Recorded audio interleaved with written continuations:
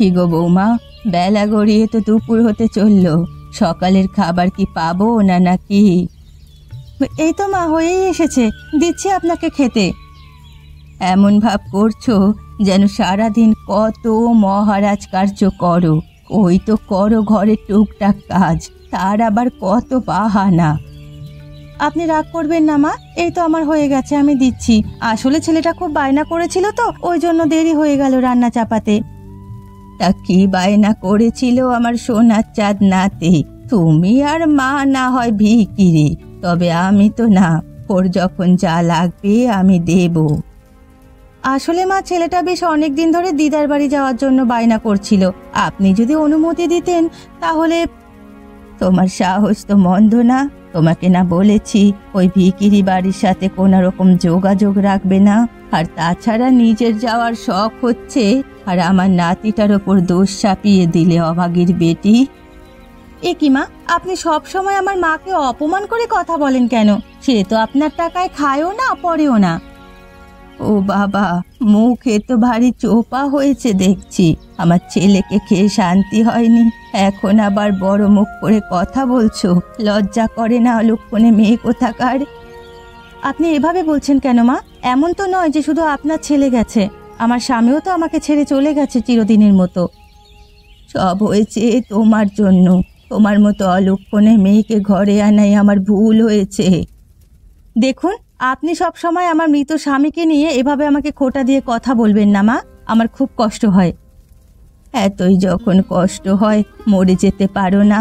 মরে গেলেও তো বাঁচি, হতচ্ছাড়ি মেয়ে মানুষ। আপনি আমাকে এভাবে বলতে পারলেন? হ্যাঁ পারলাম। আর শুনে রাখো, যদি তুমি ওই ভিখিরি বাড়ির সাথে কোনো যোগাযোগ রাখো, তাহলে এই বাড়িতে তোমার কোনো স্থান নেই। দূর হয়ে যাবে এই বাড়ি থেকে, এটাই আমার শেষ কথা। ঠিক আছে মা। হ্যাঁ, এবার দূর হও আমার চোখের সামনে থেকে।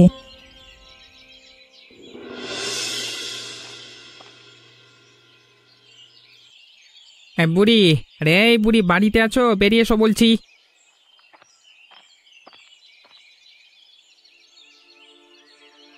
একই জামু, তুই হঠাৎ আমার বাড়িতে অসময়ে এমন চিল্লামিল্লি করছিস কেন? চিল্লি করছি কি আর সাধে? সেই কবে থেকে ধান নিয়ে বসে আছো, টাকা শোধ করবে কে? আমায় আর কটা দিন সময় দে, আমি তো দোকানের সব টাকা শোধ করে দেব। কটা দিন বলতে বলতে তো একটা বছর পার হয়ে গেল, আর কত সময় যায় তোমার? একটু বোঝার চেষ্টা কর বাবা, আমার সংসারে তো আয় করার কেউ নেই। আমি বয়স্ক মানুষ, আমি কোথায় পাবো বল এত টাকা? ওরে শালা, 1 বছর ধরে ঘুরিয়ে এখন বলছো কোথায় পাবে টাকা? তোমার কি মনে হচ্ছে আমি আমার বাপের টাকশাল খুলে বসেছি, যখন যে পারবে এসে তাকে দান করবো? তুই এভাবে কথা বলিস না, আমাকে আর কটা দিন সময় দে। আমি কথা দিচ্ছি তোকে তোর টাকা ফিরিয়ে দেব। এই তোমাদের মতো ভিখিরি বাচ্চাদের কথার কোনো দাম আছে নাকি যে বিশ্বাস করব? তুই এভাবে বলছিস কেন? আমার তো সামান্য কিছু টাকা দেনা হয়েছে, সেজন্য তুই আমার সাথে এরকম ব্যবহার করতে পারছিস? সামান্য কিছু টাকা মানে গিয়ে মানে কি সব কি ভুলে গুলে খেয়ে নাও নাকি? হ্যাঁ, সে কবে থেকে এটা ওটা করে নিয়েই গেছো আমার দোকান থেকে, আর এখন বলছো সামান্য টাকা? আমি একা বয়স্ক মানুষ, কত টাকাই বা জিনিস নিয়েছি তো দোকান থেকে। ও বাবা, বুড়ির দেখি বিশাল চোপা। যখন গান্ডে পিন্ডে গেল তখন মনে থাকে না? দেখো বুড়ি, আমার এত কথা বাড়ানোর দরকার নেই, তুমি শুনে রাখো, যদি আমায় 5 দিনের মধ্যে সমস্ত টাকা ফিরিয়ে দিতে না পারো, তাহলে এই বাড়ি আমাকে লিখে দিতে হবে। হ্যাঁ। এ কি বলছিস রামু? তোর মাথাটা কি খারাপ হয়ে গেল নাকি? এই বাড়ি যদি আমি তোকে লিখে দিই, তাহলে আমি কোথায় থাকবো? সে তোমার ব্যাপার, আমার জানবার কোনো দরকার নেই। তোমাকে বলেছি, তুমি যদি 5 দিনের মধ্যে টাকা দিতে না পারো, তাহলে এই বাড়ি থেকে দূর করে তাড়িয়ে দেব তোমাকে। মানে এই মনে থাকে জানো, আমি চললাম। এ উপরওয়ালা।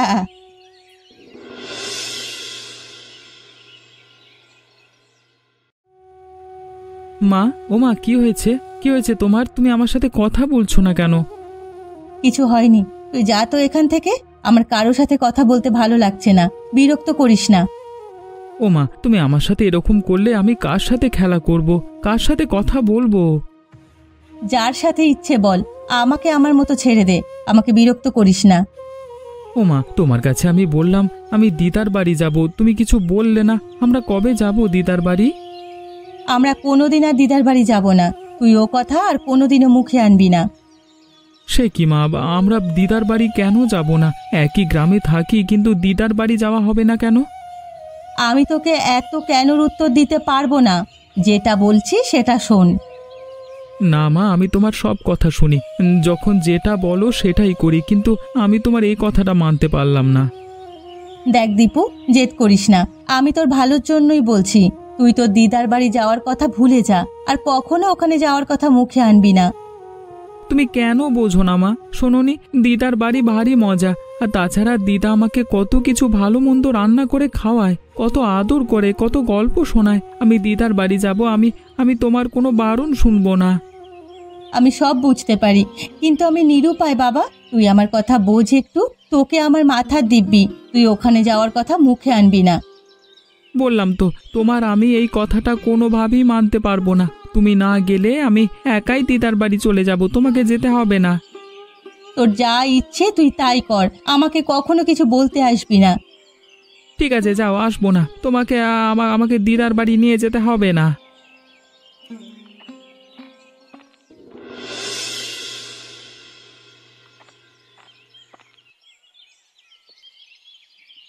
গিন্নিমা, ও গিন্নিমা, বাড়ি আছেন নাকি?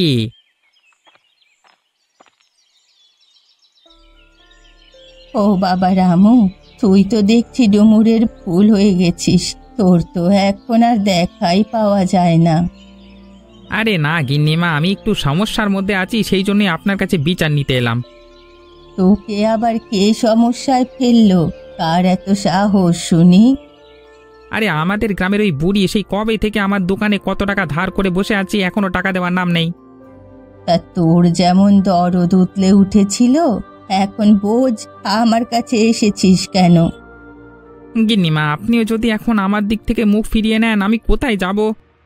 ঠিক আছে ঠিক আছে, আর নাটক করতে হবে না।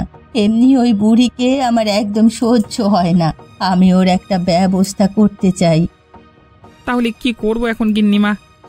তুই রাতের অন্ধকারে গিয়ে ওই বুড়ির বাড়ি ধ্বংস করে দিবি।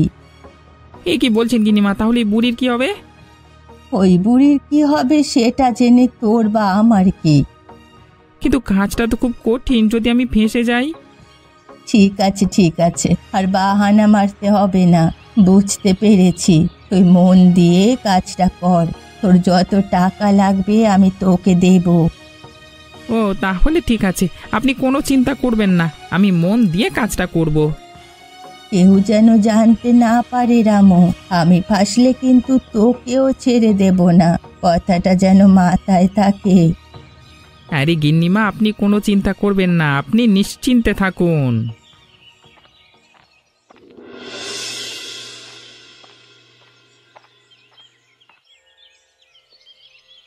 দিদা, ও দিদা, দেখো আমি এসেছি তোমার সাথে দেখা করতে। এ কি রে বাবা, তুই এসেছিস দীপু? কতদিন তোকে দেখি না। কি করে দেখবে দিদা, মা তো আমাকে এখান থেকে নিয়েই আসে না, সারা দিন কাজ করে।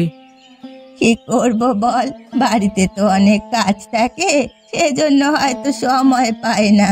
তুই রাগ করিস না তোর মায়ের ওপর। আমি তোমাকে অনেক ভালোবাসি দিদা, আমার তোমার কথা খুব মনে পড়ছিল, তোমার হাতের রান্না খেতে খুব ইচ্ছে করছিল, সেই জন্যই তো আমি আর মায়ের অপেক্ষা না করে একা একাই চলে এসেছি। আচ্ছা, তা ভালো করেছিস, আমারও তো তোর কথা কদিন ধরে খুব মনে পড়ছিল। আচ্ছা দিদা, আমি না একটা কথা ভেবেছি। কি কথা? আমি ভেবেছি এবার থেকে আমি তোমার কাছেই থাকবো, তাহলে আর আমার তোমার জন্য মন খারাপ করবে না। না বাবা, তা হয় না, তোর মায়ের তো চিন্তা হবে, আর তুই কি মাকে ছাড়া থাকতে পারবি নাকি বোকা ছেলে? হ্যাঁ হ্যাঁ, আমি সব পারবো। সে তো তুই এখন তোর মায়ের ওপর রাগ করে আছিস, তাই দেখবি রাগ ঠান্ডা হয়ে গেলে সবার আগে মায়ের কথাই মনে পড়বে। দিদা তুমিও মায়ের মতো করছো। আমি যখনই মার কাছে যেটা চাই মা আমাকে সেটা দেয় না, আমার ভালো লাগে না। আমি তোমার সাথেই থাকবো দিদা। আরে বাবা, কাঁদিস না কাঁদিস না। আমি কি তোকে বলেছি যে তোকে আমি আমার কাছে থাকতে দেব না? তাহলে আমি আজ থেকে এখানেই থাকবো তো দিদা? উম, আচ্ছা দেখছি।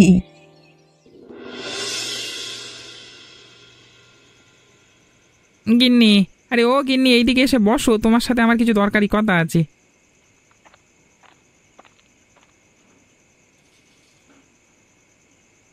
ও মিনসে, তোমার আবার আমার সাথে কি কথা? সারাদিন তো শুধু কাজ আর কাজ, আমার কথা ভাবার তোমার সময় আছে নাকি? আরে গিন্নি, রাগ করছো কেন? শোনোই না। আচ্ছা বলো শুনি, কি বলতে চাও তুমি? আরে আমি ভাবছি এবার তোমায় একটা সোনার গয়না বানিয়ে দেব। বাবা, আজকে সূর্য কোন দিক থেকে উঠেছিল যে তোমার মুখে এমন কথা শুনছি? গিন্নি, সব সময় তোমার এই টেরা টেরা কথা একদম ভালো লাগে না। তুমি তো জানো আমি তোমাকে কত ভালোবাসি, সেই জন্যই তো চাই তোমাকে একটা সোনার গহনা বানিয়ে দিতে, আর তুমি হয়েছো উল্টোপাল্টা কথা বলছো যত সব। তো তুমি এত টাকা কোথায় পাবে শুনি? সেই জন্যই তো একটা ফোন দিয়ে এঁটেছি, সেটাই তো তোমাকে বলতে চাই, আর তুমি হয়েছো কি আমার কথা শুনছই না। হ্যাঁ বলো শুনি, আর মাঝখানে একটা কথাও কিন্তু বলবো না। আজকে আমি পার্বতী গিন্নিমার বাড়িতে গিয়েছিলাম, সেখানে গিন্নিমা আমাকে বললেন যদি আমি বুড়িকে এ পৃথিবী থেকে সরিয়ে দিতে পারি তাহলে উনি আমাকে অনেক টাকা দেবেন। কি বলছো কি? আমি কি ঠিক শুনছি? হ্যাঁ গো গিন্নি, তুমি ঠিকই শুনছো। তাহলে আর দেরি কিসের? তুমি কাজটা তাড়াতাড়ি সেরে ফেলো, আর আমার সোনার গয়না পেতে আর যেন কোনো বাধা না থাকে। হ্যাঁ, আমি জানতাম গিন্নি তুমি আমার কথা বুঝবে, আমার পাশে থাকবে। তোমার পাশে না থেকে আর উপায় আছে? এমনিও আমার ওই বুড়িকে একদম সহ্য হয় না। ওই বুড়ি মরলে আমি একটু শান্তি পাই, তবে যা করবে সাবধানে করো। হ্যাঁ গো হ্যাঁ হ্যাঁ, তুমি কোনো চিন্তা করো না, এখন শুয়ে পড়ো।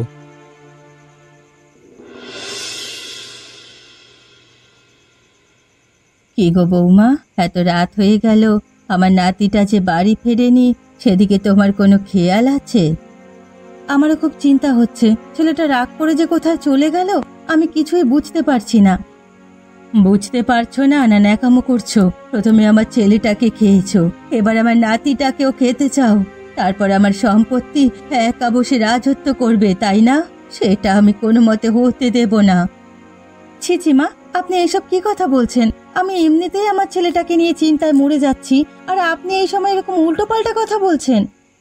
তুমি সব জানো, এখনো সময় আছে, স্বীকার করো আমার নাতিকে তুমি কোথায় পাঠিয়েছো?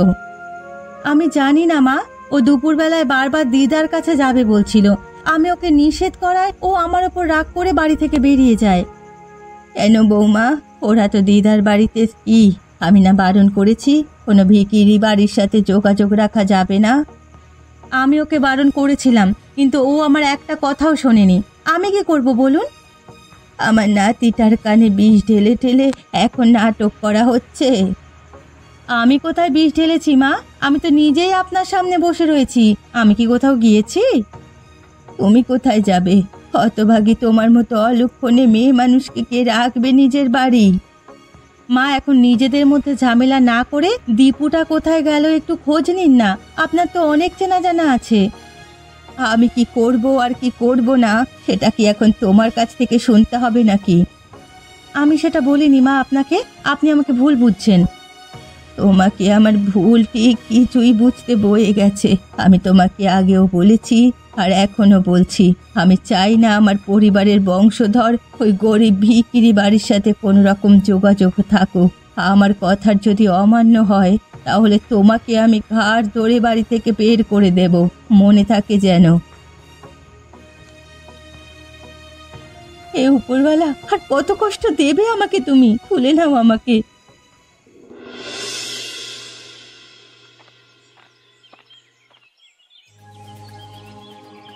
বুড়ি, আরে এই বুড়ি বের হ বাড়ি থেকে, এই এই বুড়ি, এই বের হ, শিগগিরই বের হ।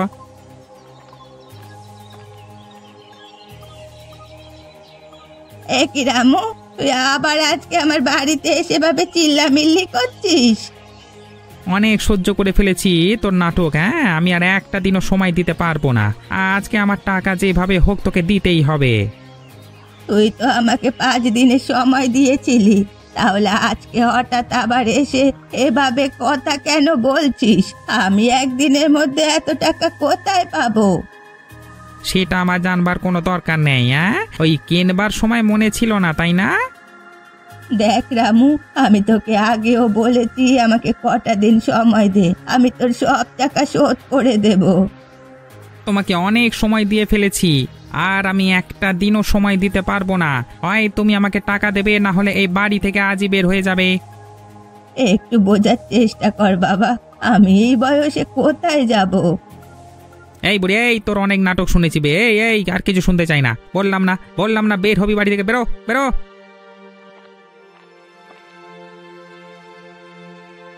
এ কি রামু কাকা, তুমি আমার দিদার সাথে এমন ভাবে কথা বলছো কেন? এই তুই ছোটর মতো থাক, একদম বড়দের মধ্যে কথা বলতে আসবি না।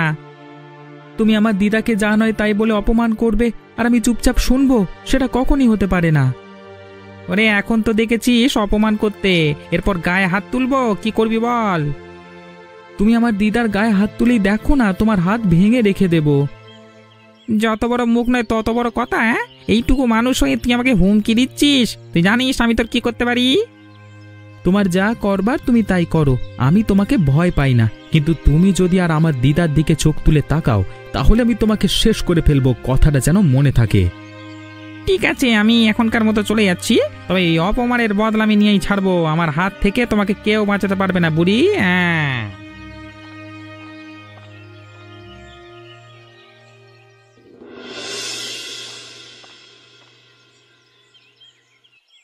গিন্নিমা, আরে ও গিন্নিমা, কোথায় গেলেন আপনি? কি হয়েছে? সকাল সকাল এরকম ষাঁড়ের মতো চিল্লাচ্ছিস কেন? চিল্লাচিল্লি করছি কি আর সাধে? কোনো উপায় খুঁজে না পেয়ে এখানে এসে চিৎকার করছি।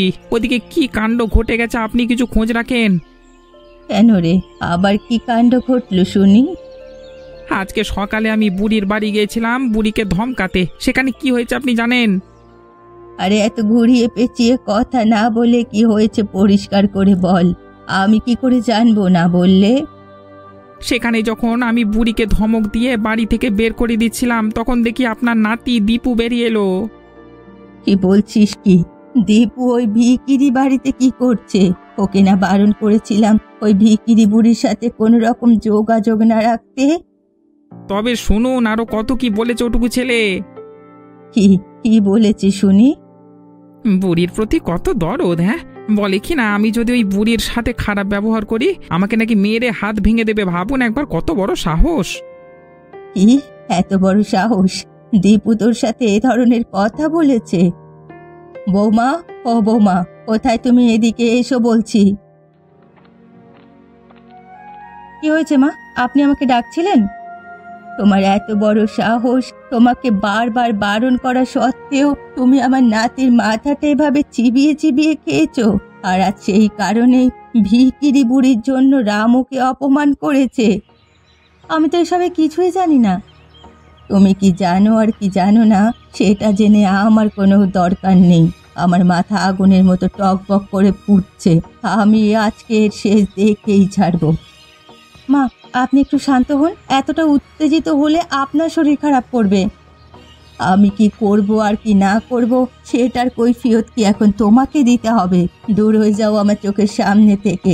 আগে ওই বুড়ির ব্যবস্থা করব, তারপর তোমাকে বাড়ি থেকে দূর দূর করে তাড়িয়ে দেব। ওই রে দীপু, কোথায় গেলি? আবার যে ঠান্ডা হয়ে গেল।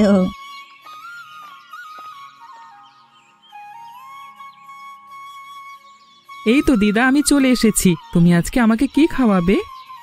আরে দেখি না, তোর জন্য আজকে আমি গরম গরম মুরগির মাংস করেছি। ও মা, তাই? তুমি আমার জন্য মুরগির মাংস রান্না করেছো? আমার মুরগির মাংস খেতে খুব ভালো লাগে। এ কি আর আমি জানি না? সেজন্যই তো আজকে তোর জন্য রান্না করলাম, পেট ভরে খাবি। তুমি অনেক ভালো দিদা, আজকে দুপুরের ভোজ একদম জমে যাবে। থাক, হয়েছে, এখন আর কথা বাড়াস না, তাড়াতাড়ি খেয়ে নে, খাবার যে ঠান্ডা হয়ে জুড়িয়ে গেল।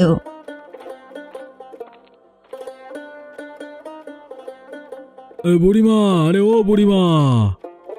ইরে পবন, তুই তো বহুদিন পর এলি, এখন তো আমার খোঁজও নিস না। কেমন আছিস? তুমি তো জানো বুড়িমা, আমি এই চাষবাস নিয়ে অনেক ব্যস্ত থাকি। তা আজকে আমি তোমার জন্য একটা সুখবর নিয়ে এসেছি। আমি আর সুখের আশা করি না। আমার কপালে যে সুখ জুটবে ভাবতেই পারি না বাছা। আরে দূর, ওসব ছাড়ো তো। আমার মনে হচ্ছে আমি ভুল সময় চলে আসলাম তোমার এখান, মানে তোমার এখন খেতে বসেছো। খেতে বসেছি তো কি হয়েছে, তুইও আয়, আমরা একসাথে বসে আজকে গরম গরম ভাত আর মুরগির ঝোল খাবো। না না বুড়িমা, থাক, তোমরা খাও। মানে আমি আবার তোমাদের মানে খেলে কম পড়ে যাবে, বুঝতেই পারছো, অনেক খিদে। সেসব নিয়ে তোকে ভাবতে হবে না, তোকে বলেছি না তুই খেতে বস। আর কি যেন বলছিলি সুখবর? হ্যাঁ গো বুড়িমা, কথায় কথায় তো সে আসল কথাটা বলতে ভুলে গেছিলাম। দীপু, তুই কেমন আছিস? আমি অনেক ভালো আছি পবন কাকা। হ্যাঁ, তো যেটা বলছিলাম বুড়িমা, তা তোমার ভাগের জমিতে বা চাষ করে অনেক টাকা পেয়েছি। তা সেই টাকার অর্ধেক তো তোমাকে আমি দেব, কিন্তু আমি ভাবছিলাম আর একটু বেশি করে টাকা যদি তোমার হাতে দেওয়া যায় তাহলে তোমারও সুবিধা হবে আর কি। তাই। কি বলছিস কি? তুই আমাকে এত আপন ভাবিস, আমার কথা যে কেউ এত ভাবে তা তো আমি জানতামই না। ঠিক আছে ঠিক আছে, অত কথা বাড়িয়ে লাভ নেই, এখন খাওয়া দাওয়া করি। আর ওই কথাই তাহলে থাকলো। হ্যাঁ,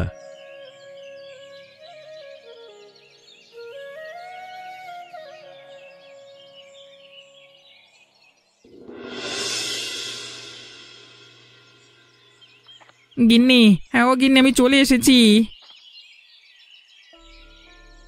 ও, তুমি চলে এসেছো? তা তোমার মুখটা এরকম বেজার হয়ে আছে কেন? আর বলো না, আমার মটকা প্রচন্ড গরম হয়ে আছে। কেন গো, তুমি কার ওপর এরকম ক্ষেপে আছো? ওই বুড়ি আর ওর নাতনির ভীষণ বার বেড়েছে, যে করেই হোক ওদের একটা ব্যবস্থা করতেই হবে। কি করবে কিছু ভেবেছো? ওই দুজন একসাথে থাকলে কিচ্ছু করা সম্ভব না, ওদেরকে যেভাবে হোক আগে আলাদা করতে হবে। তাহলে আগে ওই দীপুকে সরাতে হবে, তারপর বুড়িমাকে মারতে চাপ হবে না। ঠিক আছে, তাহলে কালকে সকালে কেউ ঘুম থেকে উঠবার আগেই দীপুকে সরিয়ে ফেলবো, কি বলো? হ্যাঁ হ্যাঁ হ্যাঁ, তাই করো।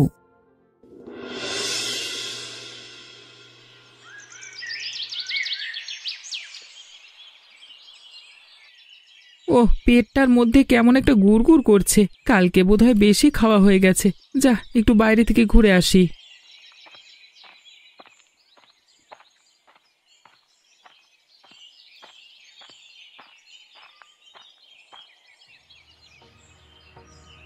এই তো পেয়েছি বাছা ধন, অনেক জ্বালিয়েছ। হ্যাঁ, এবার এবার আমার হাত থেকে কে বাঁচাবে? হ্যাঁ,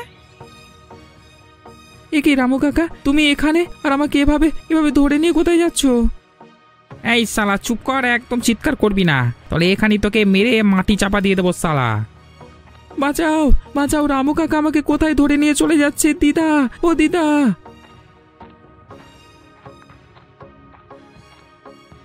এই শয়তানের বাচ্চা, তোকে না বললাম চিৎকার করিস না, তারপরে চিৎকার করলি।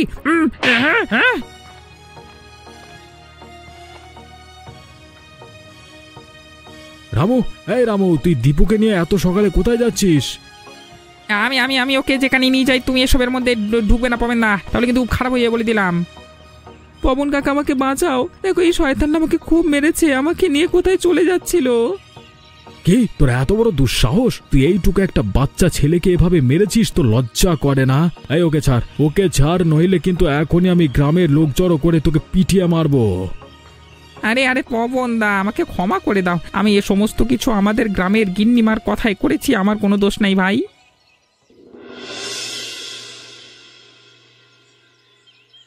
কি হয়েছে?